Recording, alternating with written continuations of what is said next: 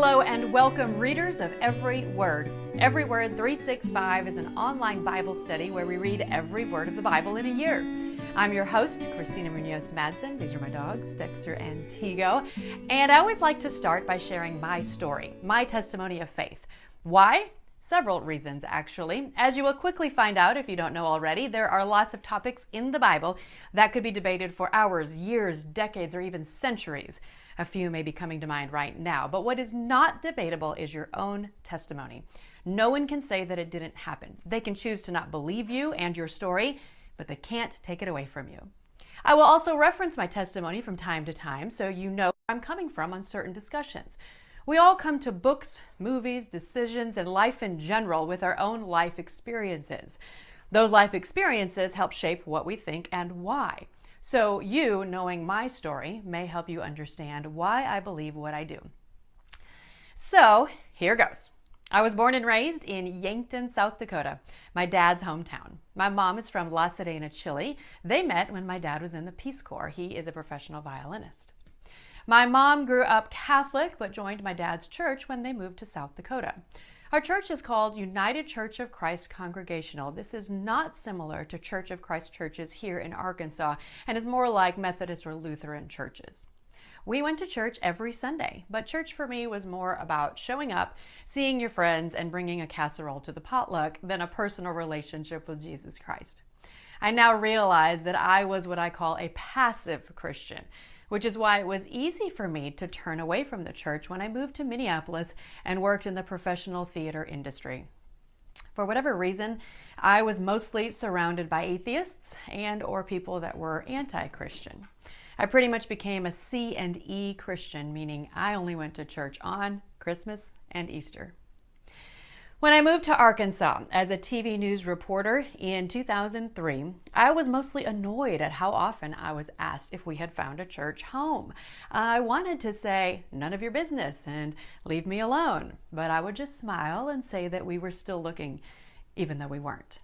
We had been invited to church by friends a few times, but I was not in a place where I felt comfortable going. Not to mention, I actually worked on Sundays. I had lived here about 2 years when my dad was diagnosed with a rare form of cancer called bile duct. He was only given weeks to live. My family was devastated, and I was really struggling with living 800 miles away. When my dad got home from the hospital, he shared with my mom, my 2 sisters, and me that he was at peace and not angry with God.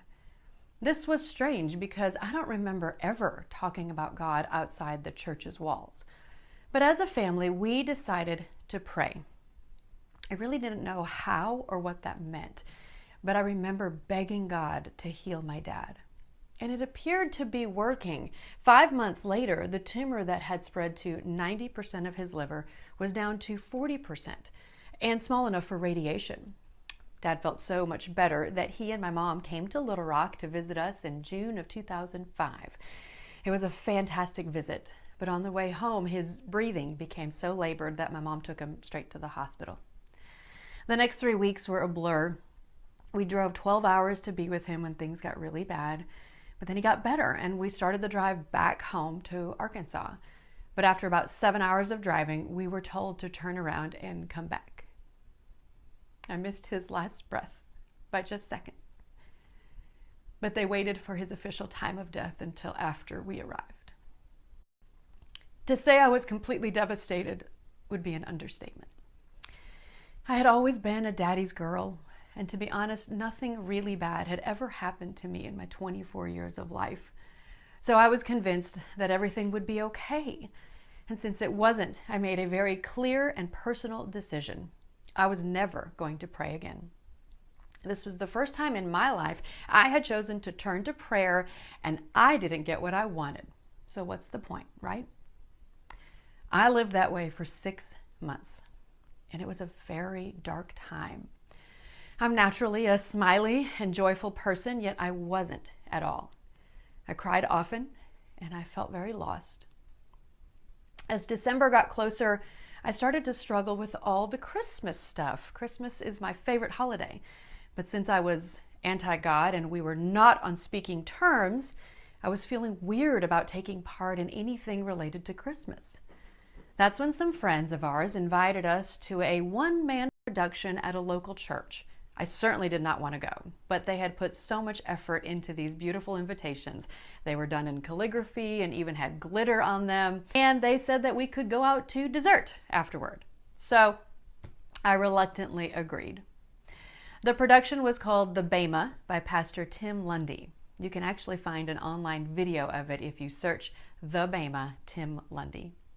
The word Bema is typically translated to mean the judgment seat, and the production was all about the day when Jesus returns. Well, I was overwhelmed with guilt and cried through the whole thing. At the end, there was an opportunity to give your life to Christ, and a very clear feeling came over me that I was supposed to do that. So I did. I didn't know what that meant or really what to do next, but I knew that I was changed forever in that moment. Shortly after that, my husband's boss's wife asked me to join her Bible study. And let me be honest, I didn't know that normal people did that kind of thing and thought only nuns got together to study the Bible. But because of what had just happened, I said yes. This was in 2005, and to this day, I am still connected to and loved on by these 11 ladies. Our first study was about learning to hear from God, which I didn't even know was a thing. I had only talked at God when I needed something, but I had no idea it was supposed to be a two-way communication. We did lots of great Bible studies after that, and I simply cannot imagine how I would have survived without these women and without a growing relationship with God and Jesus Christ. Around that time, my husband and I were told that we would not be able to have children and started a 2-year experience of infertility treatments. Then, just 2 days after our first miracle baby was born, my friend and co-worker, Ann Presley, was raped and murdered in her home. As devastating as all of that was, it was my faith and hope in Jesus that got me through. My firstborn was about a year old when I convinced my Bible study group to read through the entire Bible in a year. After all, I am a journalist at heart, and our Christian faith is based on one book, and I was bothered that I had never read that book. So we did. To say it was a life-changing experience would be an understatement. I don't think I truly appreciated Jesus and what he did for us until I read through all the Old Testament and learned about all the things that we'd still have to do today if it weren't for Jesus. That is huge. I've shared this study several times since then, and I learn new lessons every single time. Every one of you has a different reason for wanting to read through the entire Bible. And while I don't know what those reasons are, I am proud of you for making this commitment. I will be praying that it has a huge impact on your spiritual journey like it did on mine. And you remember that prayer that I prayed when my dad was sick? I wanted him to be healed. Well, guess what? I now know that he is healed. It may not be in the way that I wanted, but we are not promised to get everything we want. What we are promised is what I hope you can share with others by the end of the year.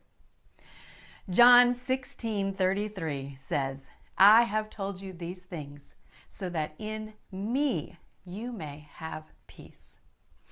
In this world you will have trouble. I share this verse a lot. In this world you will have trouble, but take heart. I have overcome the world. We also have a Facebook group where we can discuss the daily reading, so be sure to join that. I've included a link in the notes. And if you want my daily emails, I've also linked my email address in the notes. So with that, thank you for letting me share my story, and thanks for listening to EveryWord365.